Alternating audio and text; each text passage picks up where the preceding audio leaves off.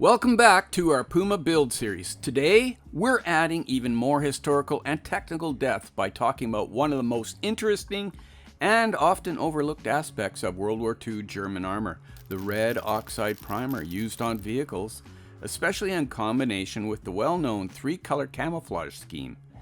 By looking at the red primer's role, we gain insight in both the production process and how wear and tear expose this layer, giving vehicles like the Puma a unique, rugged look. In the early 1940s, German vehicles received a red oxide primer, red oxide RAL number 8012, before any camouflage colors were applied. This red-brown primer was intended to protect the underlying steel from corrosion and to improve the adhesion and durability of the camouflage layers. The primer was visible during production and transport phases, particularly in factories where vehicles were being assembled and tested before final painting. This wrought oxide primer was a deep earthy red tone that would later contribute to the color contrast in areas where the outer paint layers chipped or wore away.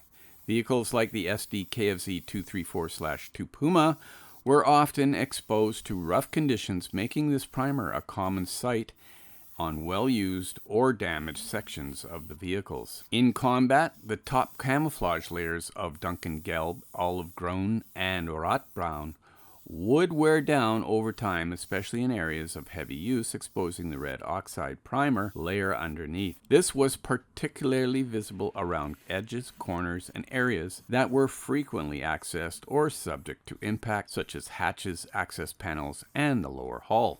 For our Puma build, this red primer will be key in achieving a realistic. After applying the base color of Dunkelgelb, we'll layer on olive-grün and rotbraun in a soft edge pattern, replicating the original field camouflage. Usually, I go to the hairspray chipping technique, but in this case, I ended up doing a sponge chip technique.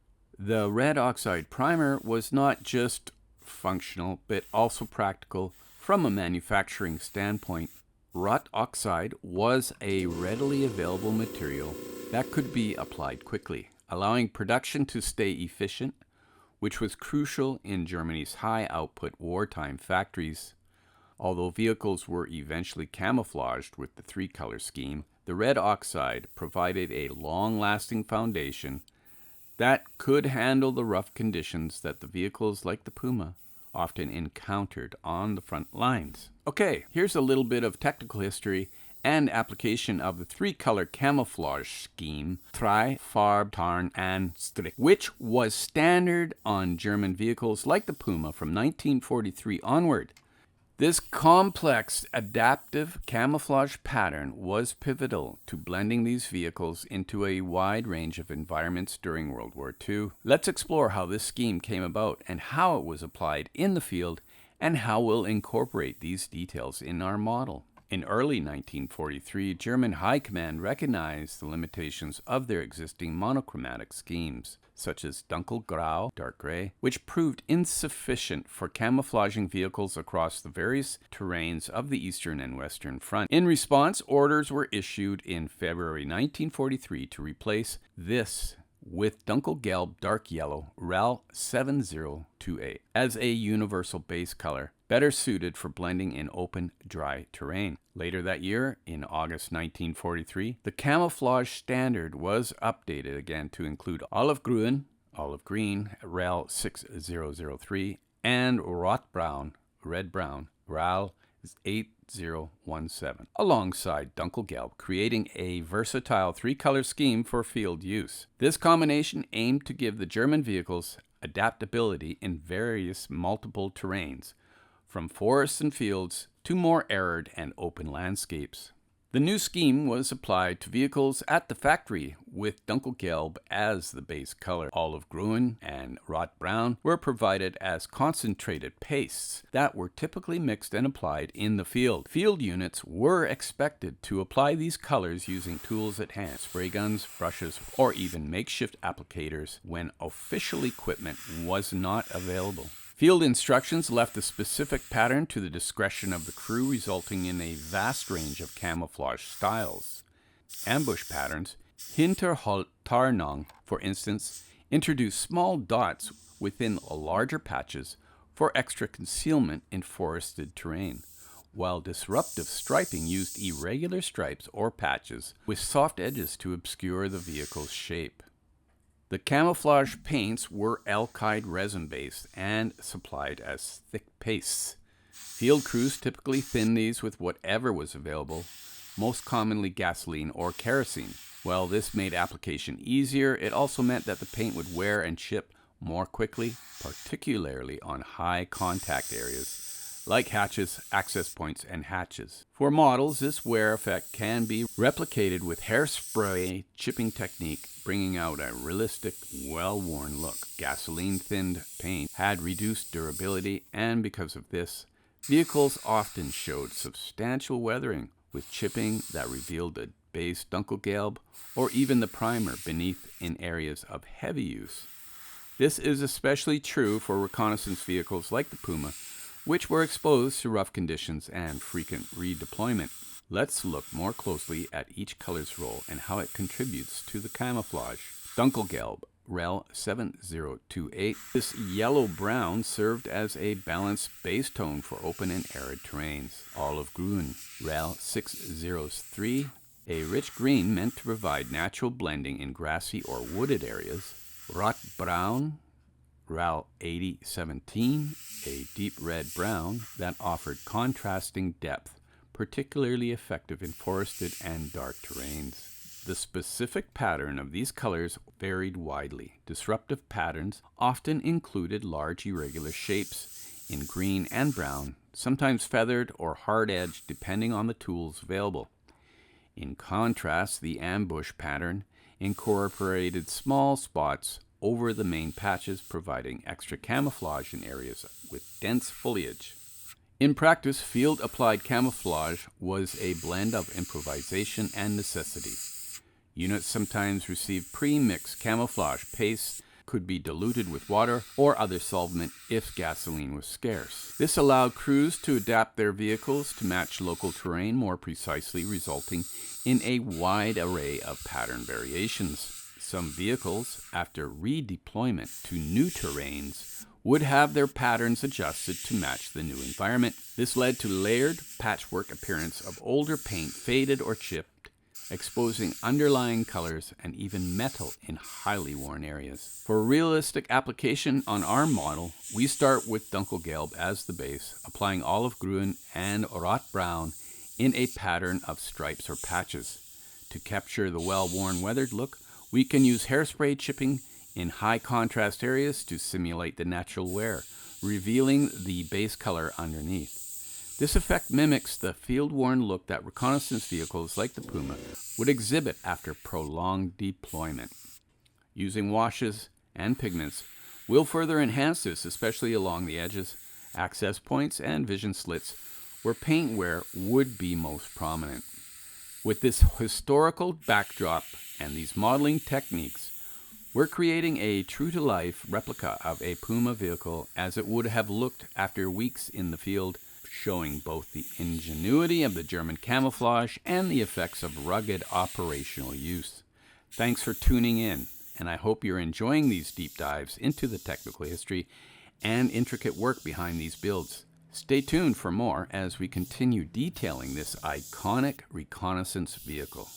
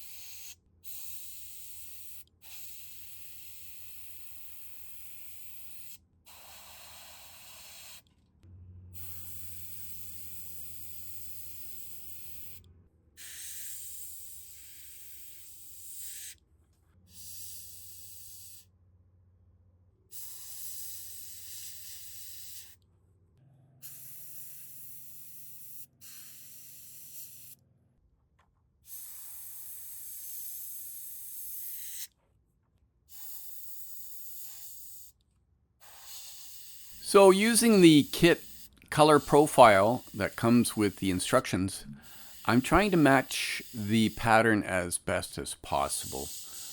Of course, it's not going to be exact because I'm just freehanding it, but I'm pretty happy with how things are going.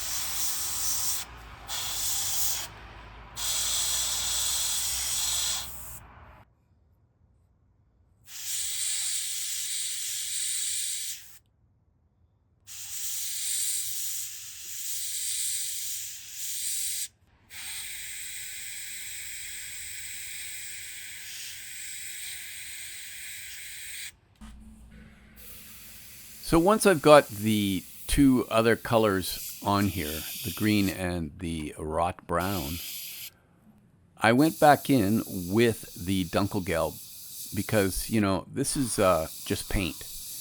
There's nothing in the rule book that says once you put down the color, that's how it has to stay. So as you can see, some of these spots are kind of rough, and there's a I can see one explosion right there on the back of the turret. And you know, I wanted to get rid of that stuff. And to do that, I just use a little bit more of the base color, because you know that it will help soften the edges. It'll help correct maybe some errors in how I put the paint down and stuff like that. I mean, you can always rework your paint. It's not something that's, you know, unchangeable. You can always, you know, work with what you have. And in the final analysis, I was really happy with how everything ended up. It looked pretty good.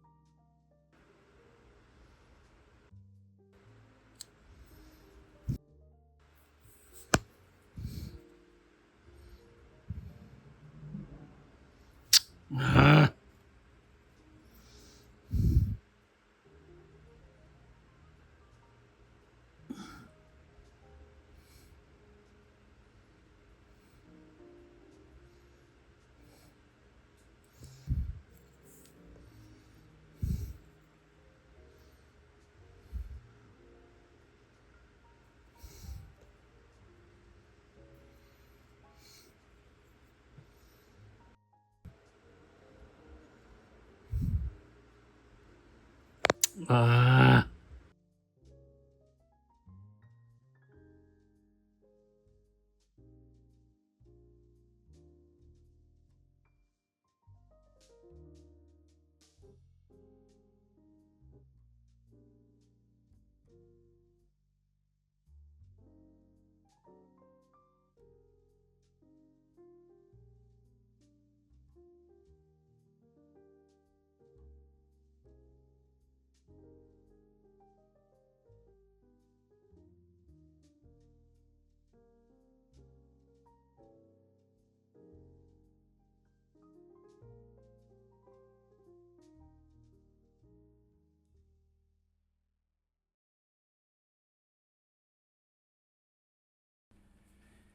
The Sd.Kfz.234 series of vehicles, including the Puma, used specialized off-road tires known as sand or balloon tires. These tires were designed to provide enhanced mobility across difficult terrain, from mud and rough ground to sand, crucial for reconnaissance missions in varying landscapes. The original tire model for the Puma was often the Continental 1200 by 20 or similar size, which had a distinctive tread pattern optimized for both traction and durability. These tires were made from a reinforced rubber compound to handle rough terrain and the additional weight of the armored vehicle. With a diameter of 1200 millimeters or about 47 inches and a width of 300 millimeters, about 12 inches, they were significantly wider than typical vehicle tires. This width provided a larger surface area to help distribute weight and avoid sinking into soft ground. The Puma's tires also featured an early form of run-flat capability. They were filled with special foam or resin in later designs, enabling the vehicle to continue driving even with some punctures, an essential feature for reconnaissance units operating far from support. The tires were durable but required regular inspection and maintenance due to the rough terrains they encountered. They also had a limited lifespan in rocky environments, which could lead to wear and tear quickly. Replacement tires were typically mounted on the back of the Puma for quick access. These tires were quite advanced for their time and were essential to the Puma's performance in reconnaissance roles, where speed, mobility, and durability were crucial. For modeling, capturing the distinctive tread pattern and proper width can add another layer of accuracy. The Sd.Kfz.234/2 Puma and other vehicles in the Sd.Kfz.234 series could be fitted with several tread patterns depending on the terrain requirements and availability during production. Here's a rundown of the primary patterns. Number 1, chevron pattern. The most common pattern, this design had a V or chevron shape that provided excellent traction on soft ground like sand and mud. It was also relatively quiet on paved surfaces, which made it useful for reconnaissance missions requiring stealth. Number 2, block pattern. This pattern featured a series of square or rectangular blocks across the tire, giving it a high durability and wear resistance on rocky or urban terrain. Although less effective on mud, the block pattern tires were robust and long-lasting on harder surfaces. Number 3, cross-country pattern. Less common, but specifically used for off-road performance. This pattern combined elements of chevron and block treads, offering a versatile design that performed well in mixed conditions. Number 4, winter snow pattern. Used in icy or snowy conditions, this tire had a more aggressive and deep tread designed to bite into snow and ice for better grip, though it was rarely fitted on Pumas and more commonly found on Eastern Front vehicles operating in harsh winter conditions. The availability of these tires could vary based on theater and supply, so Puma crews might adapt based on the environment. On a model, the chevron or block patterns would be the most historically accurate choices for standard European theater operations. Several German companies manufactured tires for the military vehicles like the Sd.Kfz.234/2 Puma during World War II. The primary manufacturers were number 1, Continental. Continental was the main supplier for the Puma standard 1200 by 20 tires. Known for its durability, Continental provided both the chevron and block tread patterns widely used on the Sd.Kfz.234 series. The company's experience in designing robust off-road tires made them a top choice. Number 2, Dunlop, Germany. While Dunlop is British-based, the German branch produced tires for military vehicles throughout the war, especially in cases where additional supply sources were needed. Dunlop made several patterns to Continental, including some block and cross-country styles. Number 3, Fulda. Another German manufacturer, Fulda produced various military-grade tires and occasionally provided tires for heavy and reconnaissance vehicles. Fulda's focus was on durable tires for difficult terrain, so they contributed to the block style and off-road designs. Number 4, Semperit. Based in Austria, Semperit also manufactured tires for German military vehicles. Though less common on the Puma, Semperit tires were sometimes used on other models within the Sd.Kfz.234 family when supply issues necessitated alternative sources. And another one is Deca, short for Deutsche Kabelwerk AG. It was indeed a tire manufacturer in Germany during World War II. Deca produced rubber products, including tires for various military vehicles. While they were not as prominent as Continental or Fulda, Deca did supply tires for several types of German military equipment. Deca tires were sometimes used on armored vehicles and trucks, and they offered patterns suitable for both road and cross-country use. However, it's less common to see Deca tires specifically associated with the Sd.Kfz.234 series, as Continental was the primary supplier for these vehicles. Nonetheless, in cases where supply chains were disrupted, Deca tires might have been used as substitutes or on other similar vehicle models. So you can see here I'm just hand painting these things. I actually really enjoy this, and what I do is I use the acrylic based paints and I thin them down a little bit so that I get a nice flow to them. But I find this actually quite therapeutic.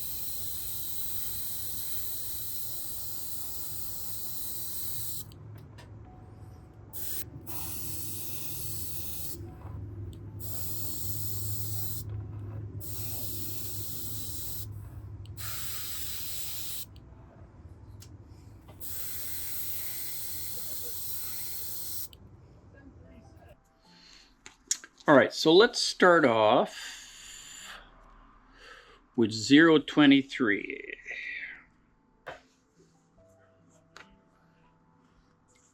So I have clear coated this just to piss off that guy whose sole aim in life is to make sure nobody uses future. Although I did use a lacquer clear. But I like it.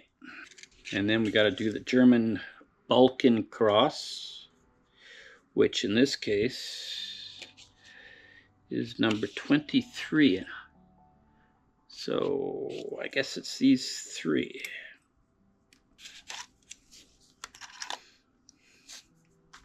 Okay, and I'm going to use this stuff. Oi!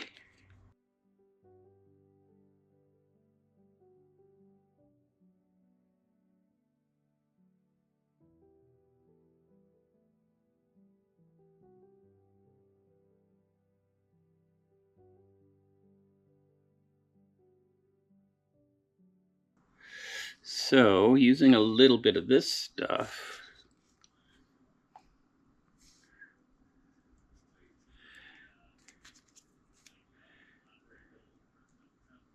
Sd.Kfz.234/2, a versatile reconnaissance vehicle, saw significant action with various German units on the Eastern Front during World War II. One of the units that operated the Puma, Panzer-Aufklärungs-Abteilung 20 of the 20 Panzer Division, that is, the 20th Panzer Division. This unit played a crucial role in the challenging conditions of the Eastern Front in 1944, a period marked by intense combat as German forces were increasingly on the defensive against the advancing Soviet Red Armor. In 1944, the Eastern Front was a critical theater of war, with the Wehrmacht struggling to hold back the relentless Soviet offensives. The 20th Panzer Division, which had been involved in numerous battles since the early days of Operation Barbarossa, found itself engaged in defensive operations across vast and hostile terrain. By this time, the division was heavily engaged in efforts to slow the Soviet advance, protect retreating German forces, and cover the flanks of larger formations.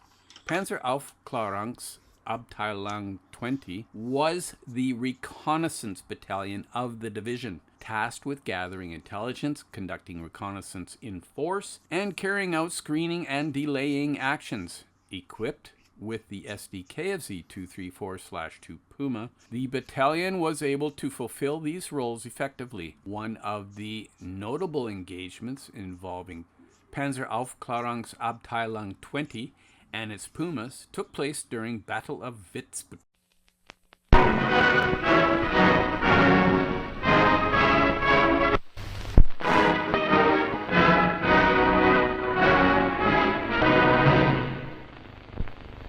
Vitebsk is 250 miles due west of Moscow.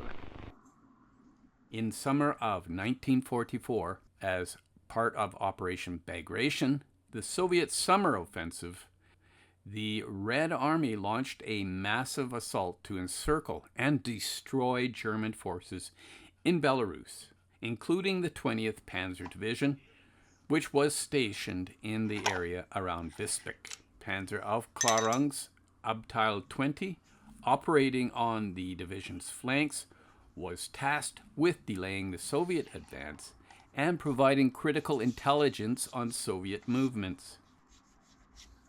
The Pumas, with their powerful 50mm cannon and excellent mobility, were used to probe Soviet lines, identify weak points, and conduct hit-and-run attacks on advancing Soviet columns. The dense forests and marshes of the region made these missions particularly dangerous, as Soviet infantry and anti-tank units were always nearby, ready to ambush German reconnaissance patrols. In one such action, a platoon of Pumas from Panzer-Aufklärungs-Abteilung 20 was dispatched to investigate reports of Soviet breakthroughs in a sector north of Witzbüttel. As the Pumas moved through the dense undergrowth, they encountered a Soviet T-34/85 tank column, advancing towards the main German defensive lines. Realizing the threat, the Puma platoon quickly engaged the Soviet tanks. Utilizing their speed and the cover provided by the terrain, the Pumas managed to destroy several T-34s using flanking maneuvers while calling in artillery fire on the Soviet infantry following behind. Despite their success in these skirmishes, the overall situation was dire. The sheer weight of the Soviet offensive meant that the 20th Panzer Division, along with other German units in the area, was eventually forced to withdraw under heavy pressure. The Pumas of Panzer-Aufklärungs-Abteilung 20 played a crucial role in this rearguard action, delaying Soviet forces long enough for the bulk of the division to escape encirclement, though at great cost. As the front lines continued to shift westward, Panzer-Aufklärungs-Abteilung 20 found itself participating in the defense of East Prussia later in 1944. Here the Pumas were again used in their reconnaissance role, scouting ahead of retreating German forces and engaging Soviet reconnaissance elements. The rough and often snow-covered terrain of eastern Prussia was challenging for all vehicles, but the Puma's all-wheel drive and relatively low ground pressure allowed it to operate where heavier vehicles struggled. During these engagements, the Pumas of Panzer-Aufklärungs-Abteilung 20 frequently encountered Soviet armored reconnaissance units, often engaging in fast-paced skirmishes where speed and maneuverability were key. The Puma's ability to quickly withdraw after delivering a blow was invaluable in these fluid and chaotic conditions. By the end of 1944, the 20th Panzer Division and its reconnaissance battalion had been battered by continuous fighting on the Eastern Front. The Pumas, though respected by their crews and feared by their enemies, could not change the course of the war. However, the actions of Panzer-Aufklärungs-Abteilung 20 and its Pumas highlighted the importance of reconnaissance in modern warfare, especially on the vast and unforgiving battlefields of the Eastern Front. The stories of these engagements are a testament to the courage and skill of the crews who operated the Puma under some of the most difficult conditions imaginable. Despite the increasingly desperate situation in Germany in 1944, the Pumas of Panzer-Aufklärungs-Abteilung 20 continued to fulfill their role, providing valuable intelligence and engaging in critical delaying actions that, while ultimately unable to stop the Soviet advance, demonstrated the tactical utility of the Sd.Kfz.234/2 in the reconnaissance role. The Sd.Kfz.234/2 Puma reconnaissance vehicle, with the tactical number 023, often nicknamed Hornies, German for Hornet, is one of the most famous Pumas, mostly due to the iconic photographs that survived the war. These photos capture the Puma 023 on the Eastern Front in 1944, where it served as part of a German armored reconnaissance unit. The Puma 023 belonged to the Panzer-Aufklärungs-Abteilung 20, which in English is Armored Reconnaissance Battalion, of the 20th Panzer Division. This division saw significant action on the Eastern Front, including involvement in defensive operations against the advancing Soviet forces. The exact operational details of Puma 023 are somewhat speculative, but it is likely this vehicle and its crew were deeply involved in reconnaissance missions, enemy spotting, and providing quick response intelligence to German command elements. The Puma's nickname Hornies might have come from its quick striking and elusive role on the battlefield, mirroring a hornet's ability to sting swiftly and retreat. The Sd.Kfz.234/2 Puma, with its impressive speed and 50mm gun, could excel in this capacity, darting in and out of action, engage lightly armored vehicles, or rear-line targets. The 20th Panzer Division was involved in some of the harshest fighting in 1944, particularly around Belarus and Poland. Units like Puma 023 would have been on the front lines of these engagements, tasked with conducting reconnaissance, gathering information and intelligence on Soviet positions, armor concentrations, and troop movements, often operating independently or with minimal support. Ambush tactics. The Puma's speed and agility allowed it to ambush softer targets like supply vehicles and command cars, then disappear before a counterattack could be mounted. Supporting infantry and armor coordination, acting as the eyes and ears of the division, providing essential information to guide the movement of German armored and infantry units, particularly in the dense and chaotic Eastern Front. Photographs of Puma 023 show it had significant wear, indicating it was actively used and likely saw numerous engagements. The tactical number 023 is visible on the turret side, and these images have become classic visual references for historians and modelers alike. While Puma 023 and the 20th Panzer Division were likely overwhelmed in the chaotic battles on the Eastern Front in 1944, the story of this specific vehicle lives on through these photographs and the lore surrounding its role. The 20th Panzer Division faced near constant Soviet pressure during the latter part of the war, and it's likely that Puma 023 was eventually lost in combat as the German lines collapsed.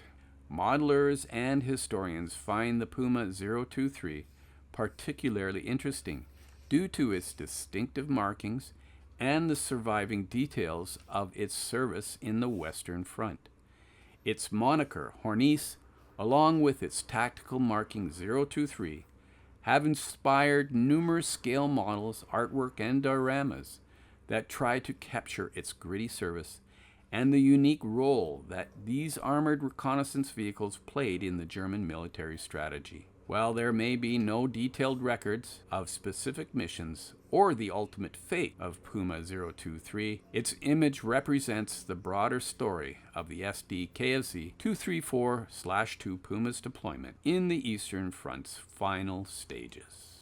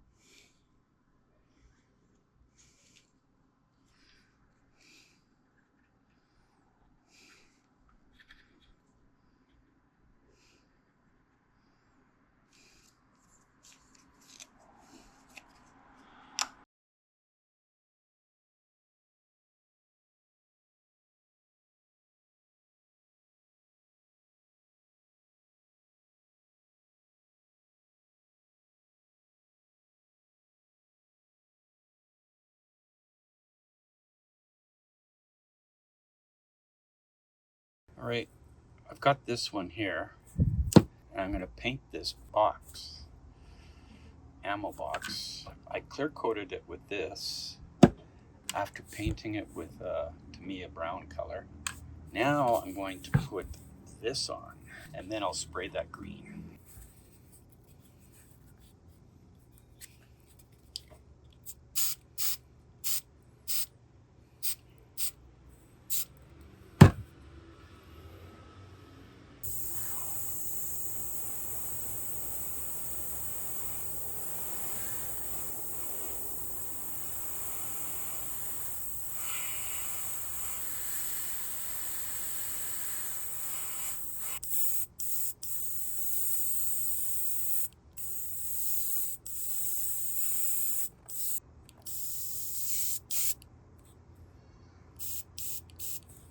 I thinned that down too much.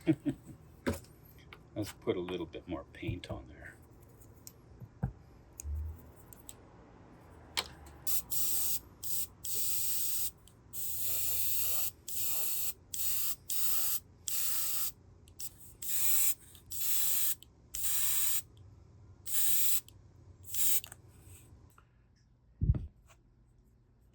Okay, now that the green is on there, let's start to take it off.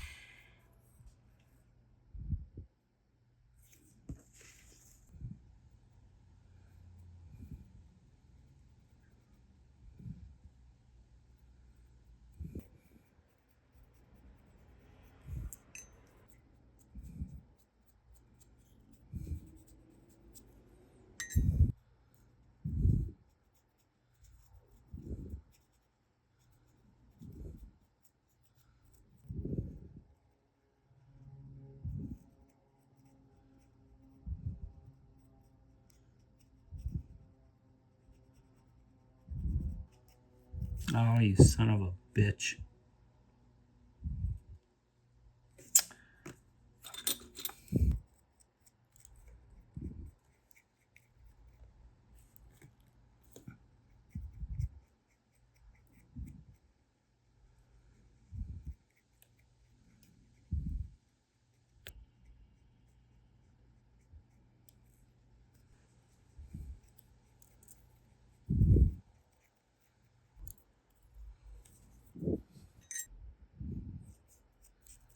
All right, I think that's good. And now we got a decal we can put on. Break it. Shite. Stupid thing.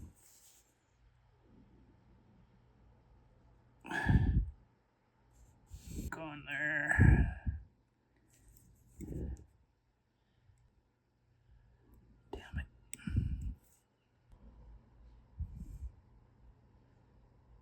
Okay, I got that thing reattached. Oh, I thought I did.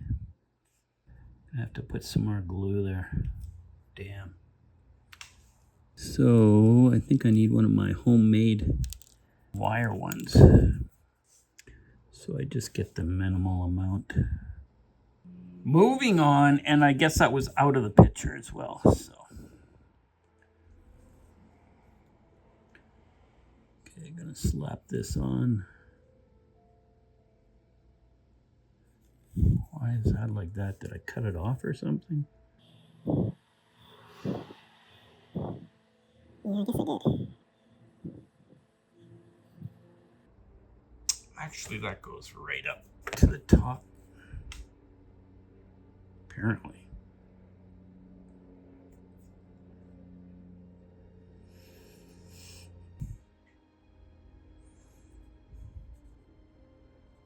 Whoops. Okay, well, let's use a little of this stuff.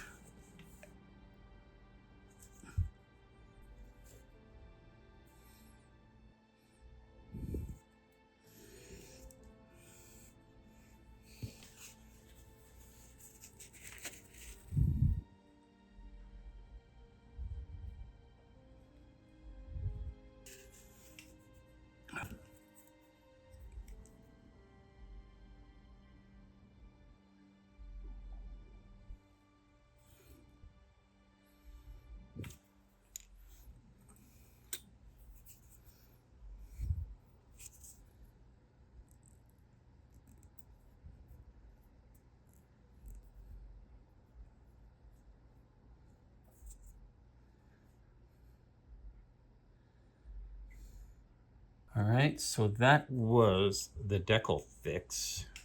And now we'll put a little bit of this junk on, which is the decal softener.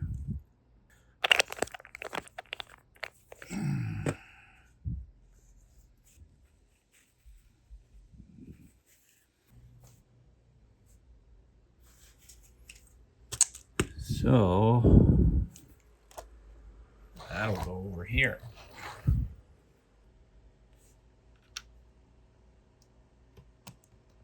Right there. Guess we're gonna put all the other tools on now too, I think is the next move.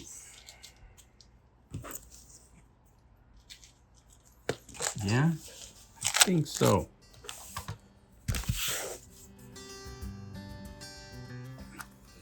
I think that's the next move. Let's see.